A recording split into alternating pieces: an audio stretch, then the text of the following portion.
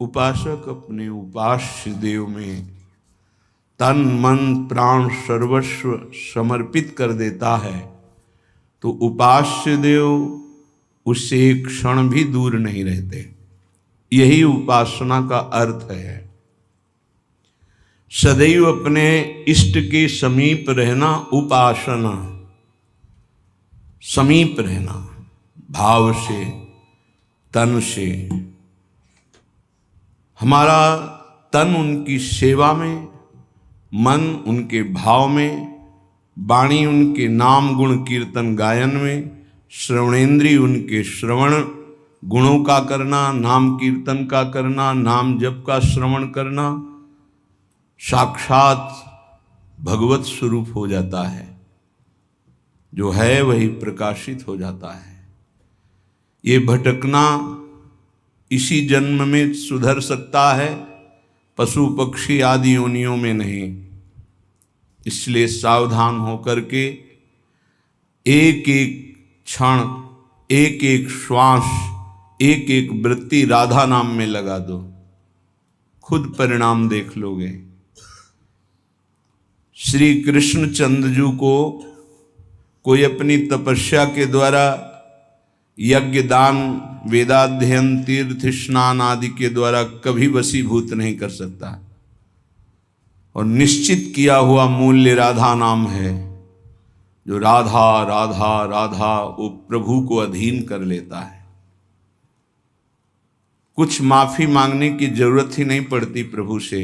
अनुल्लिख्यानंता नपि तदपराधान मधुपतिर महाप्रेमा विष्टस्तौ परम देयम विंशति तवैकम श्री राधे गृणत ई नामामृत रसम महिम्ना कह सीमाम स्पृशति तो उदास्यैक मनसाम। जो राधा राधा राधा ऐसा उच्चारण करते हैं, प्रभु उनके अनंत अपराधों का लेखा जोखा ही नहीं करते। श्री जी के नाम की ऐसी महिमा है। फिर जो श्री जी के चरण दास्ता में अपने जीवन को लगा दिए, उनको क्या मिलता होगा। किसी की सामर्थ्य नहीं कि कोई इसका वर्णन कर सके कि जिस कृपा सिंधु की एक कृपा कोर से दुरंत राक्षस भाव को प्राप्त भी परम पद के अधिकारी हुए, वही कृपा समुद्र का सार रूप हमारी लाडली जू, उनकी कृपा को कौन जान सकता है। जैसे प्रभु श्री कृष्णचंद्र जी को रिझाने के लिए एकमात्र उपाय है अनन्यता, ऐसे प्रियाजू को रिझाने के लिए एकमात्र उपाय है दैन्यता। श्री जी के हो के अत्यंत दैन्य हो जाओ तो अवगुण करे समुद्र सम गणत नापनो जानी। ये मेरा जन है, बस इस बात से हम जीत जाते हैं। श्री जी के चरणारविंद में अपनापन हुआ कि हम जीत गए। अवगुण करे समुद्र सम, समुद्र के समान यदि अपराध बन जाए तो मेरी लाडली जो मानती ही नहीं कि अपराध हुआ है। पर ये अनन्यता, ये दैन्यता बिना रसिक महापुरुषों का सेवन किए नहीं आ सकती। और बिना वृंदावन के रसिक जनों का संग नहीं मिल सकता। वृंदावन की कृपा के बिना विशुद्ध प्रिया प्रीतम के अनुराग में जिनका मन लगा हुआ है, ऐसे रसिकों का संग नहीं मिल सकता। वो मिलेगा तो वृंदावन की कृपा से। कभी भी कहीं भी किसी को भी यदि ये सौभाग्य मिला तो पहले वृंदावन की कृपा हुई, तब ये सौभाग्य मिला। श्रीपाद प्रबोधानंद जी महाराज कह रहे हैं, गाढ़ा शक्तिमता मपीह विशेष स्वत्यंत निर्वेदतो दृक्पाते सहिष्णुतातिशयिनाम योगे समुद्योगिनाम ब्रह्मानंद रसैकलीन मनसाम गोविंद पादाम्बुज द्वंद्वाविष्टधियां च मोहनमिदं वृंदावनम स्वैर्गुणैः। बड़ी महिमा की बात कह रहे हैं श्रीपाद प्रबोधानंद जी महाराज। स्वैर्गुणैः मोहनोपि, अपने प्रभाव से तुम्हारे मन और चित्त को मोहित करके प्रियालाल के चरणों में समर्पित कर देगा। ये वृंदावन का प्रभाव है। जब अपने को सबसे दीन समझा जाए, नाम जापक अपने को सबसे दीन समझे, मैं सबसे नीच, ओ ऐसा आप सत्य मानिएगा, जो नाम जापक है वो कोई बनावटी नहीं कि वो बनावटी बोलते मैं अधम हूं, मैं दीन हूं, मैं नीच हूं, ऐसी बात नहीं। अनुभव होता है प्रभु की कृपा कहां और कहां मैं नीच, ऐसा दोनों का तारतम्य अनुभव होता है। अहंकार के कारण आपको अनुभव में नहीं आ सकता, लेकिन जब अहंकार रहित होगे तो दिखाई देगा कहां प्रभु की अपार कृपा और कहां अपनी अधमता, दोनों का। देखो स्वामी जी महाराज श्री ललिता जी के अवतार हैं, श्री स्वामी हरिदास जी, और अपने सिद्धांत पद में कह रहे हैं मोसो ना बिगारन को और तोसो ना संवारन को, तो ही मोई पड़ी हो। अब विचार करो, हरिवंश महाप्रभु हित सजनी के अवतार हैं, वो कह रहे हैं क्वाहम तुच्छा परम मधमा प्रण हो गर्ह कर्मा, कहा मैं तुच्छ अधम अपराध करने वाला हूं, कहा ये नाम, ये राधा नाम तो सिर्फ वृंदावन की महिमा जो मेरे हृदय में स्फुरित हो रहा है। क्या है ये कोई साधक है, कोई संत है? ये तो साक्षात भगवान आचार्य रूप में अवतरित होते हैं। ये तो जब जब होए धर्म के हान, सेवक जी महाराज हरिवंश महाप्रभु के लिए लिखते हैं, जब जब होए धर्म के हान तब तब तनु धरि प्रगटत आन, जान और दूजो नहीं। तो उपासक को चाहिए, जो नाम जापक उसका नाम तभी प्रकाशित होगा जब उसमें दैन्यता आए कि मैं तो वास्तविक मैं बहुत अधम हूं, लेकिन हम पर प्रभु की बहुत कृपा है। ये दोनों साथ होने चाहिए, केवल अधम ही कह के नहीं रुकना है। देखो हनुमान जी महाराज परम ज्ञानी महाभागवत, असमय अधम सखा सुनु, रुक नहीं गए, पर मोहू पर रघुबीर, देखो मेरे ऊपर कितनी कृपा, यद्यपि मैं अधम हूं, ये बात ध्यान देनी। नाम जापक उपासक तभी दिव्य ऊंचाई पर पहुंचता है जब तरण से भी अपने को नीचा समझता है। बहुत सहनशील होना चाहिए नाम जापक को, नाक में गुस्सा नहीं होना चाहिए। और ध्यान रखना, भजन करोगे तो ये आ जाएगा, सही ढंग से चलोगे तो नाक में गुस्सा आ जाएगा, क्योंकि अभिमान स्फुरित होगा जो अंदर है, उसको दमन करने के लिए गुरु शासन में रह जाता है। त्रिभुवन में कोई दूसरा नहीं है जो भजन का अभिमान नष्ट कर सके, केवल गुरु नष्ट करते हैं। एकमात्र अहंकार पर अगर हथौड़ा कोई मार सकता है ज्ञान का, तो केवल गुरुदेव है, दूसरा तो ऐसे ही बोलेगा, लेकिन वो सीधा प्रहार उसी अहंकार पर। बहुत सहनशील उपासक को गुरुदेव की कृपा बना देती है। इसलिए एक प्रश्न हुआ था कि हम अव्यक्त रूप से गुरु मान लेते हैं तो हमें क्या भगवत प्राप्ति नहीं होगी? देखो अव्यक्त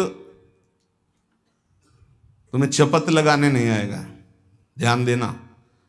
अव्यक्त तुम्हें ऐसा नहीं कि खड़े रहो, यहां यहीं खड़े रहो जब तक लौट के नाम है, यहीं खड़े रहो, चलो ऐसा करो। ये हमको प्रगट गुरु चाहिए, क्योंकि प्रगट में फंसे हैं।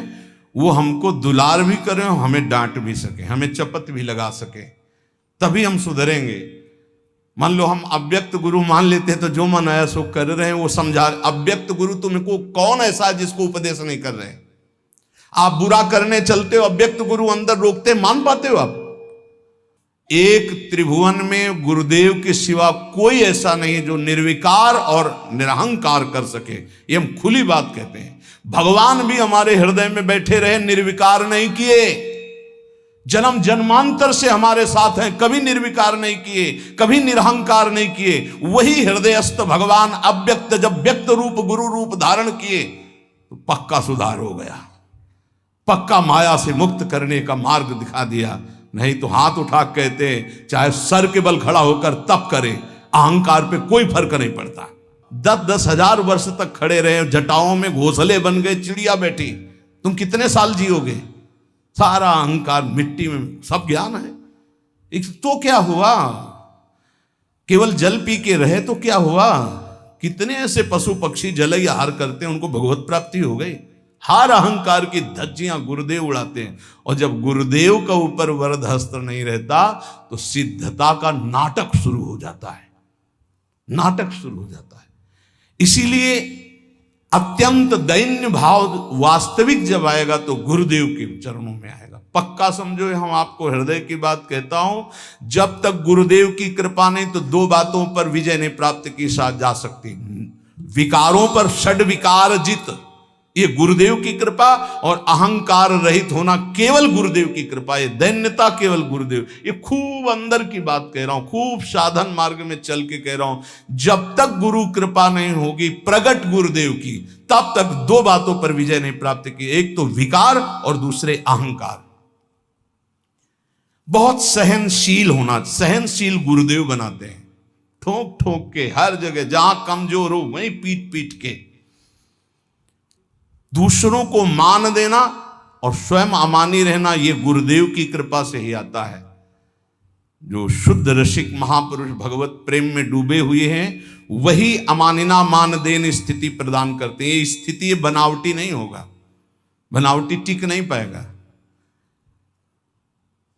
चाहे जितना भारी विद्वान तपस्वी पांडित्य से युक्त क्यों न हो, जब तक वो अपने को तृण से नीच नहीं समझता, सहनशील नहीं होता, दूसरों को सम्मान देना, स्वयं अमानी रहना, तब तक उसमें भगवत भाव का प्रादुर्भाव नहीं होता। ये बात बहुत ध्यान देने की है, नहीं खाली भटकना पड़ेगा।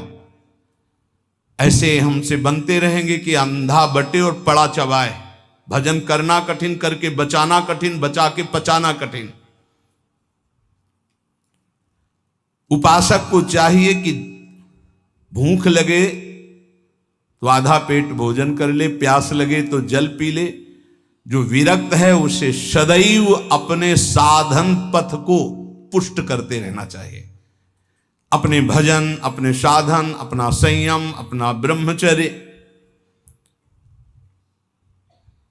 कलयुग में सरल, सहज, महामहिम, परम सिद्धि प्रदान करने वाला नाम है, नाम।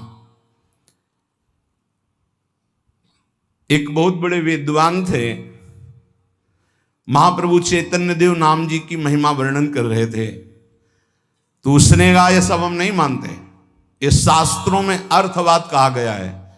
अर्थवाद कहते हैं कि फल स्तुति का वर्णन है, ऐसा वस्तुता नहीं है। इतना सुनते ही महाप्रभु ने कानों को ऐसे अंगुली से बंद किया और कहा कृष्ण कृष्ण कृष्ण कृष्ण कृष्ण, श्री हरि श्री हरि श्री हरि श्री हरि। कितनी बड़ी पाप की बात कह दी और हमने सुन लिया। अरे नाम की तो निंदा कर दिया, सुनने मात्र से पाप लगता है। चलो सब चलो, वस्त्र सहित गंगा स्नान करो। इस अपराधी के मुख से नाम की ऐसी अवहेलना सुनने के कारण हम सब अपवित्र हो गए। महाप्रभु सब के सब वस्त्र सहित सचेल, सचेल में कहते हैं कि वस्त्र सहित, वैसे ही गंगा स्नान किया। फिर गंगा जी में ही खड़े होकर के महाप्रभु भक्तों को कहने लगे, भाई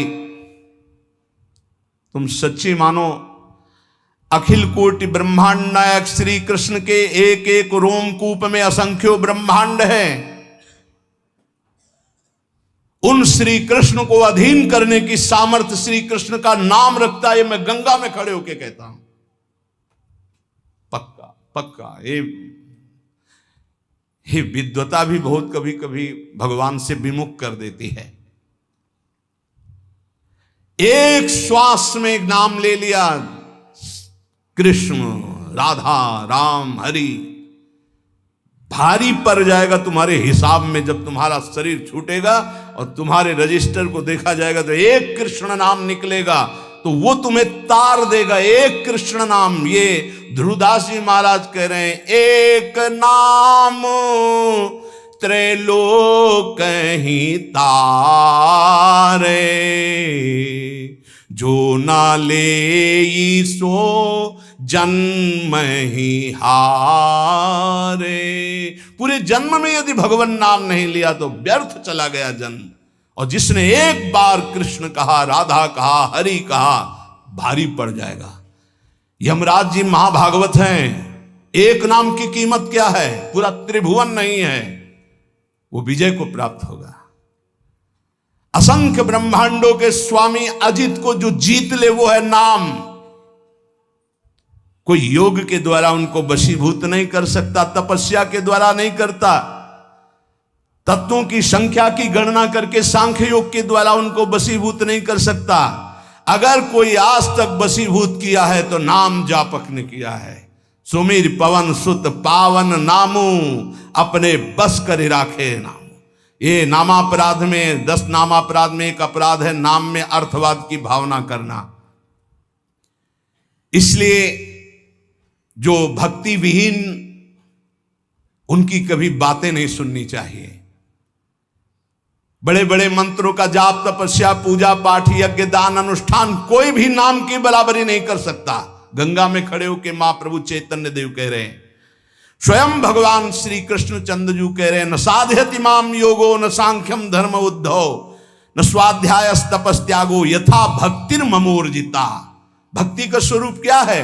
देवर्षि नारद तदर्पिता अखिलाचारिता तद स्मरणेन परम व्याकुल तेज। हर समय भगवान का स्मरण करते हुए अपने कर्तव्य कर्म को भगवान को समर्पित करना, यह उत्तम भक्ति का लक्षण है। और यही मनुष्य जीवन का परम लाभ है कि प्रभु के चरणों में प्रीति हो जाए। यही ज्ञान का, योग का, धर्म का, कर्म का, सबका फल है। अगर ये नहीं तो बड़ी दुर्गति है। एक बड़ा पशु चलने में असमर्थ, उसके गुदा द्वार से पीछे से कई नोच नोच के उसे खा रहे हैं, और वो केवल चिल्ला रहा है, ना भाग पा रहा, ना कोई बचाने वाला नहीं। साहब ऐसे जिंदा पीछे से नोचे। अब जब तक उसके प्राण रहेंगे, कितना भयानक कष्ट पा रहा है। थोड़ा थोड़ा नोच नोच कर खा रहे। विशाल पशु है, भैंसा उठ नहीं सकता, अब उसे खा रहे। जितना छक जाएगा पेट वो चला जाएगा, दूसरा आएगा खाएगा वो चला जाएगा, जब तक उसके प्राण नहीं निकलेंगे। भयंकर कष्ट पा रहा है। ये प्रत्यक्ष यहां की दशा है। नरक आदि की तो कितनी उद्धार कर लो मानव जीवन में, ये मनोरंजन के लिए नहीं है।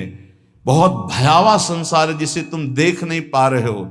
जलज्ज्वालम शीतै स्वपदम करंदै समयतु, ये जलती हुई ज्वाला है। बचना है तो स्वपदम करंदै समयतु, प्रिया प्रीतम के चरणारविंद की शीतलता से इन तीनों तापों का दमन करके प्रिया प्रीतम को प्राप्त कर लो, अन्यथा कोई उपाय नहीं। मनुष्य शरीर छूटा कि धोखा ही धोखा।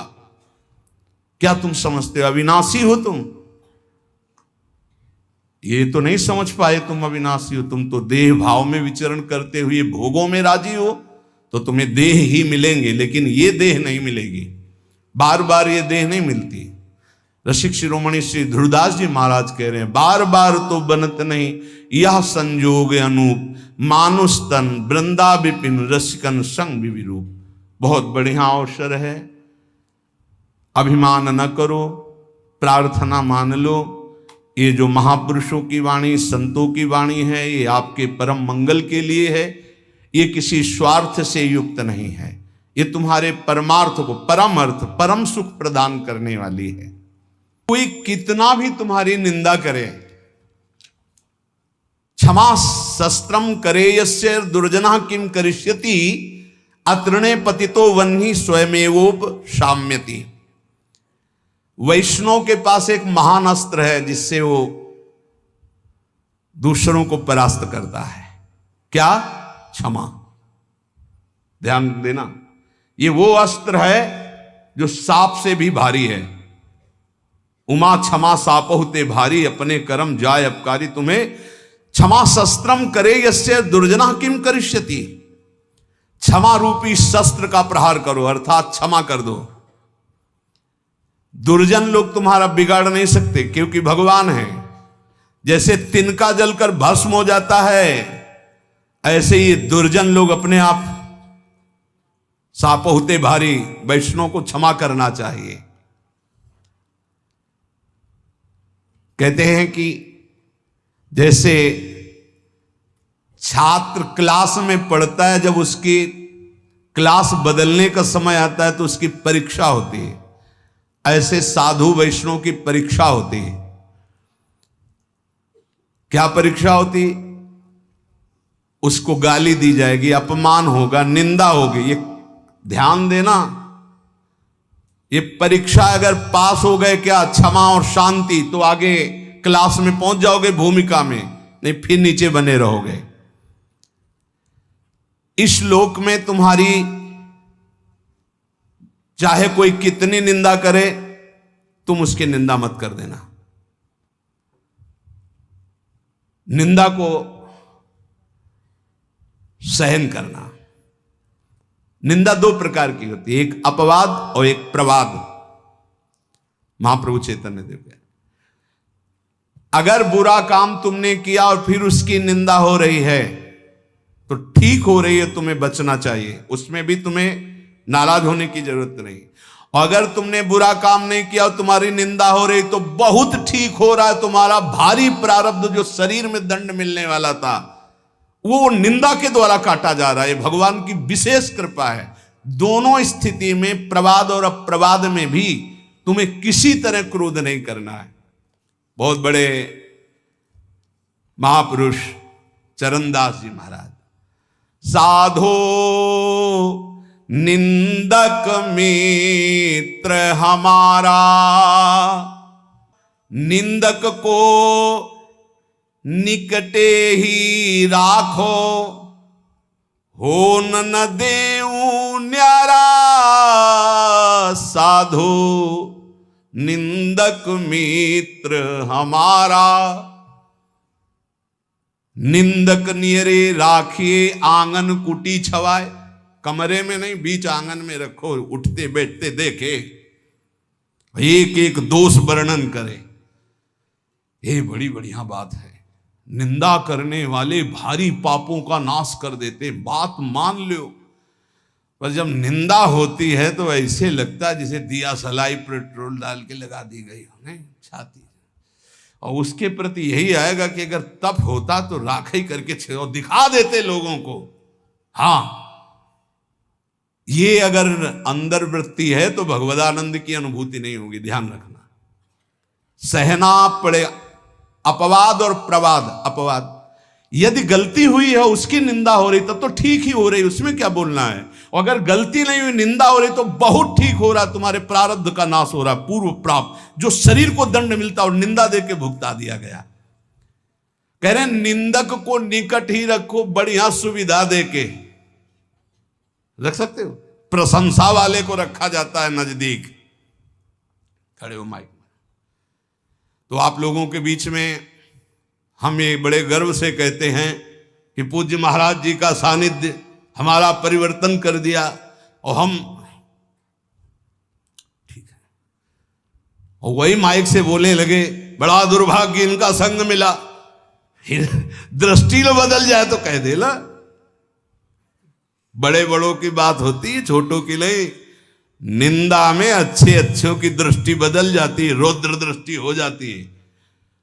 जो निंदा होने पर शांत रहे वो स्थिति प्रज्ञ महात्मा होता है। पूज्य बात उड़िया बाबा जी महाराज, जैसे कोई विदेशी भाषा में हमको गाली दे, हमें पता ही नहीं क्या बोल रहा है, मुस्कुरा के चल देंगे। जब हमारी भाषा में हमको गाली दे और हम ऐसे मुस्कुरा के चल दे, बिल्कुल बुरा ना लगे, तो समझो स्थिति आई है। पाछे निंदा करियग धोवे, सुनि मन मिटे विकारा, जैसे सोना तापी अगिन में, निर्मल करे सुनारा, साधु निंदक मित्र हमारा। ये निंदक लोग कितने कृपालु हैं।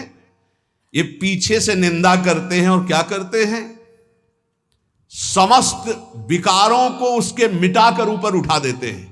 पक्का निंदा सह गए तो भूमिका बदल जाएगी।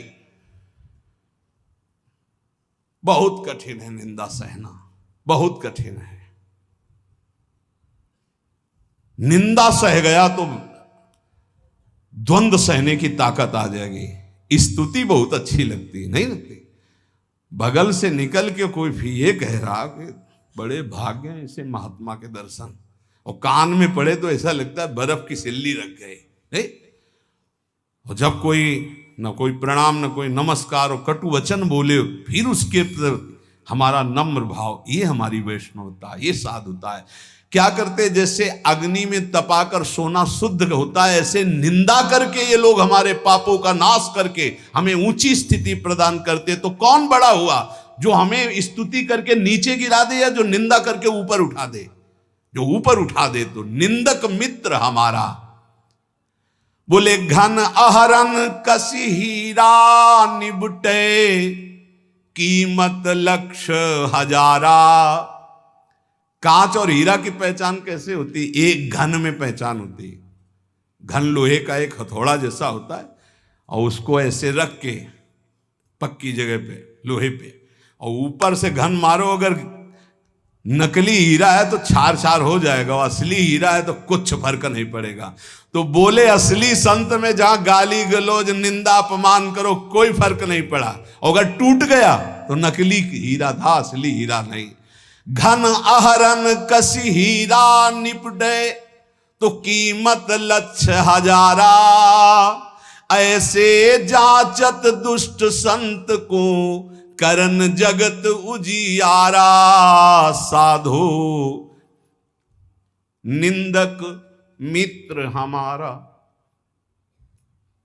ये भगवान से मिलाने वाले बनते, निंदा करने वाले। ये दुष्ट जन जो निंदा करते हैं, ये हमें भगवत प्राप्ति कराते हैं। इनके चरणों में कोटि कोटि प्रणाम। ये संसार में फंसने नहीं देते, छोटी सी छोटी गलती सामने रख करके हमको भगवान से मिला देते हैं, हमारे पापों का नाश कर देते हैं, हमारी बाधाओं का नाश कर देते हैं। जोग यज्ञ जप पाप कटन ही तू करे सकल संसारा। और बिन करनी मम करम कठिन सब मेटे निंदक प्यारा। कितनी बढ़िया बात। बड़ी बड़ी साधनाओं से पाप नष्ट करने का प्रयास किया जाता है, लेकिन निंदक, हम कुछ प्रयास भी नहीं कर रहे, हमारे सारे पाप नष्ट कर रहा है निंदा करके। कितना प्यारा मित्र है। बिन करनी मम करम कठिन सब मेटे निंदक प्यारा। सुखी रहो, ये कोई संत ही बोल सकते हैं, ये केवल संत हृदय बोल सकता है। सुखी रहो निंदक जग माही, रोग न हो तन सारा। हमारी निंदा करने वाला, उतरे भव निधि पारा। ये कोई महात्मा ही बोल सकता है, दूसरे की ताकत ही नहीं। कह रहे हैं निंदक सुखी रहो, इस लोक में तुम्हारे शरीर में कोई रोग ना हो, और मेरी निंदा करने वाला परलोक में भगवान को प्राप्त हो, ये मेरा आशीर्वाद है। क्या संत है, क्या इनका हृदय कौन जान सकता है। सुखी रहो निंदक जग माही, रोग न हो तन सारा। हमारी निंदा करने वाला, उतरे भव निधि पारा। साधो निंदक मित्र हमारा। निंदा जो कर रहे हैं, निंदक के चरणों की स्तुति भाखों बारंबारा। चरण दास कहे सुनियो साधु, ये निंदक साधक भारा। ये निंदा करने वाले भगवान की प्राप्ति कराने में बड़े सहायक हैं। हे साधु, कभी इनकी निंदा मत करना। जो तुम्हारी निंदा करे तुम सह जाना, तुम्हें भगवत प्राप्ति करा देंगे, पक्की बात। इसलिए महाप्रभु चैतन्य देव अपने श्रीमुख से कह रहे हैं कि यदि लौकिक और पारलौकिक उन्नति प्राप्त करना चाहते हो तो तुम अपनी निंदा की कभी अवहेलना मत करना। तुम्हारी निंदा हो रही, बड़े प्यार से चुपचाप सुन लेना और क्षमा कर देना, तो तुम इस परमार्थ के क्लास में ऊपर उठ जाओगे। यदि जीवन में किसी के कोई दैवी संपदा की विशेषता और मां भागवती गुण पाए गए हैं, तो उन्होंने जीवन में बहुत कष्ट सहा है, गालियां सही है, मारपीट सहे, अपमान सहे हैं, तब जाकर वो जैसे स्वर्ण तपाने पर चमकता है, ऐसे वो चमकते हैं। उपासक को लौकिक पारलौकिक उन्नति प्राप्त करने के लिए निंदा, अपमान, तिरस्कार सहना होता है। ये सहने की सामर्थ्य फिर कह रहा हूं, सदगुरु कृपा पात्र में आती है। जो सदगुरु प्रदत्त नाम जप करता है, मंत्र जप करता है और उनके चरणों में दैन्य होके रहता है, उनकी आज्ञा में रहता है, तो ये सब जितनी सामर्थ्य देवी संपदा की